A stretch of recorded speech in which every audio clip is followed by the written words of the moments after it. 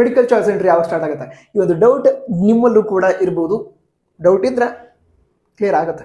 Okay, ವಿಷಯ ಏನಂತ ಹೇಳಿದ್ರೆ, ಈಗ ಕೇದವರು ಇಲ್ಲಿವರೆಗೆ ಈ ಮೆಡಿಕಲ್ ರಿಲೇಟೆಡ್ ಚಾಯ್ಸ್ ಎಂಟ್ರಿ ಅಂದರೆ MBBS, BDS ಹಾಗೆ BHMS ಕೋರ್ಸ್ನ ಚಾಯ್ಸ್ ಎಂಟ್ರಿ ಯಾಕೆ ಸ್ಟಾರ್ಟ್ ಮಾಡಿಲ್ಲ ಅಂತ ಹೇಳಿದ್ರೆ, MCC ಆಲ್ ಇಂಡಿಯಾ ಕೌನ್ಸಿಲಿಂಗ್ ಏನಿದೆ ಅವರು ಫಸ್ಟ್ ರೌಂಡ್ನ ರಿಸಲ್ಟ್ ಅನೌನ್ಸ್ ಮಾಡಲಿ ಅಂತ. ಸೊ ಈಗ MCC ಅವರು ಪ್ರೊವಿಷನಲ್ ರಿಸಲ್ಟನ್ನು ಅನೌನ್ಸ್ ಮಾಡಿದ್ದಾರೆ. ಫೈನಲ್ ರಿಸಲ್ಟನ್ನು ಏನೋ ಅನೌನ್ಸ್ ಮಾಡ್ತಾರೆ MCC ಕಡೆಯಿಂದ ಫಸ್ಟ್ ರೌಂಡ್ದು. ಅದರ ನಂತರ ಮುಂದಿನ ಒಂದು 24 hours ಅಲ್ಲಿ ಕೇದವರು ಕೂಡ ಚಾಯ್ಸ್ ಎಂಟ್ರಿಗೆ ಅವಕಾಶವನ್ನು ಕೊಡ್ತಾರೆ. ಆವಾಗ ಈಗ ನಿಮಗೆ MCC ಕೌನ್ಸಿಲಿಂಗ್ ಕೂಡ ನೀವು ಪಾರ್ಟಿಸಿಪೇಟ್ ಮಾಡಿದ್ರಿ, ಅಲ್ಲಿ ಕೂಡ ಸೀಟ್ ಅಲಾಟ್ ಆಗಿದೆ.